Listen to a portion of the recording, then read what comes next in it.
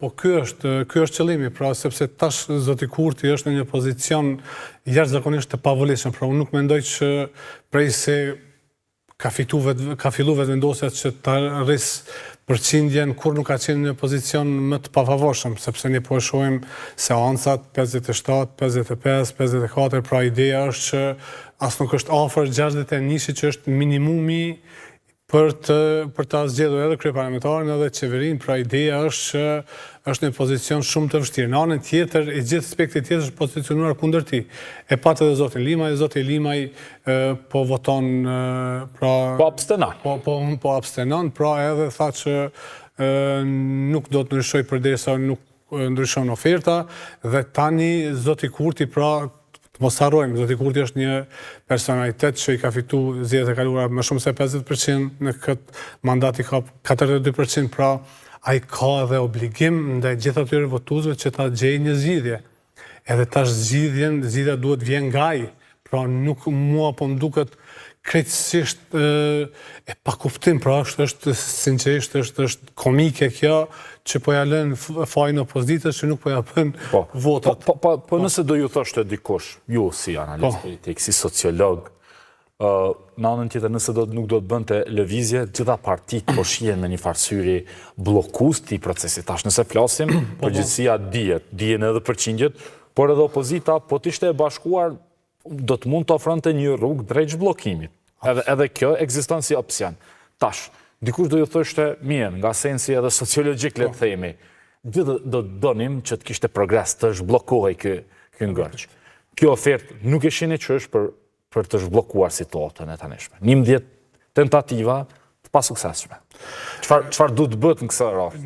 Nuk është tash sa e përket shumicës. Unë kam qenë vazhdimisht kritik edhe ndaj shumicës edhe ndaj pakicës relative, apo ish qeverisë edhe ish opozitës, sepse ende nuk janë formësuar në këtë legislaturë, pra edhe ndaj vetëvendosjes, edhe ndaj PDK-s, LDK-s, AK-s, nisme kështu me radhë. Sepse ajo çka është gjëja më substanciale, pra shumica ekziston në kuvend. Në kuvend njëra palë mund t'i bëj 61 vota. Tash, zoti Kurti nuk po mundet, por nuk po mundet as opozita. Edhe Leçi nuk po mundet, por as nuk po takohen me zveti. Pra kjo është e tmerrshme për opozitën, kur e ke një kryeministër i cili nuk mund t'i bëj votat dhe ti po ashtu nuk mund t'i bësh votat. Pra është një pat pozicion, është një pozicion i cili është i pa kuptim nga ana e politike, sepse në momentin kur kryeministri ish kryeministri nuk mund ta bëjë shumicën, atëherë është logjikshme që opozita ta bëjë.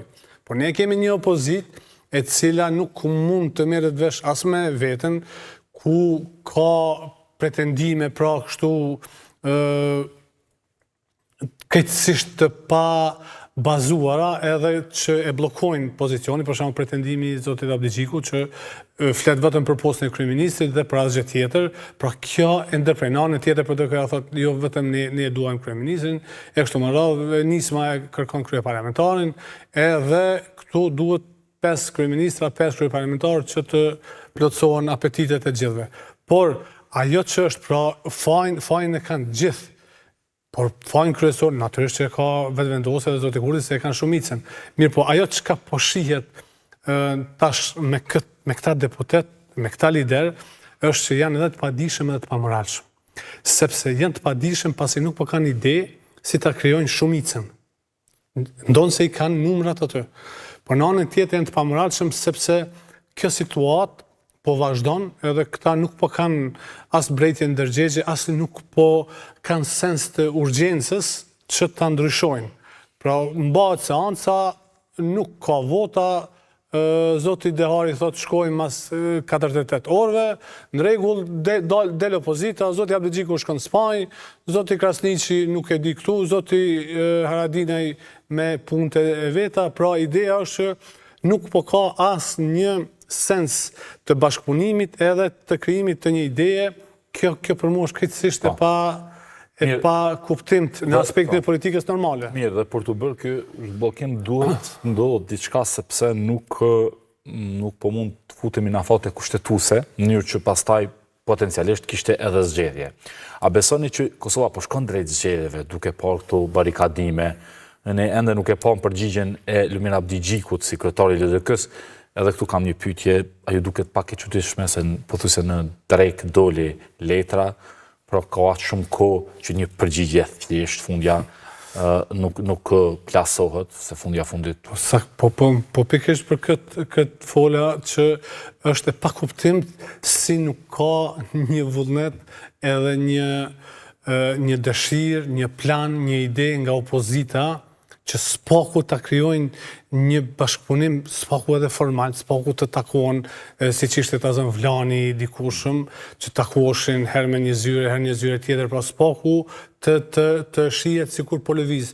Këta ekziston përshtypja që as nuk flasin mes vete, pra kur të përfundon kjo seancë 5 minutëshe, kthehen në partitë e tyre respektive. Po nga gjithë ky komoditet, pra ju si po e lexoni komoditetin, ju vetëm pushtetit, po edhe të opozitës, po duket s'ju bëhet vonë. Po, sepse ju po them, ka të bëjmë me çështjen e moralit, pra ka pak edhe moral, nuk e kanë të zhvilluar atë sa duhet këtë sensin e moralit, sensin e përgjegjësisë, sepse nëse vazhdimisht kanë filluar rritjet e çmimeve, sot edhe çdo qytetar ballafaqohet edhe me artikuj esencial, pra me bukë, me vaj, me sheqer, me gjitha ato, me shpenzim, me rrymë, 16% e kështu me radhë, ndërsa në anën tjetër ju i keni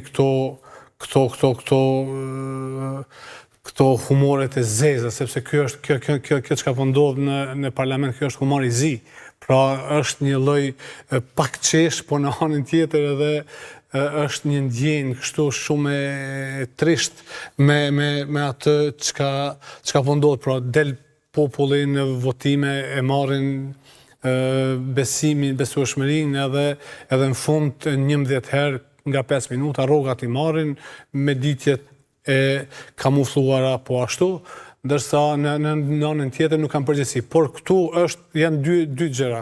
E para është, pra kanë problem me moralin. Dyta është leadershipet e partive i kanë me një aspekt i kanë kidnapuar partit, pra i kanë bllokuar partit. Nuk është një grup shumë i vogël që vendos, edhe në vetëvendosje, edhe në LDK, edhe në PDK, edhe në AK, edhe çdo gjë sillet rreth liderit. Po kështu ka qenë gjithmonë, zoti Maxhi. Nëse ju referohemi edhe kaluarës historisë moderne, thënë të drejtën, po thjesht edhe partitë gjithandej botës kështu janë, leadershipi e ka një farë doze më të madhe të vendimarrjes. Po, e kanë Eraldin mirë, po leadershipi e kanë edhe përgjegjësinë. Pra në momentin që nuk i fiton zgjedhjet, jep dorëheqje dhe më kur nuk merresh me politikë. Në moment që s'ka don mandati, kur nuk ju keni njerëz të qenë që 30 vjet, që 26 vjet në politikë dhe kur për një fjalë nuk mbahen mend. Po këtu çështja është edhe kush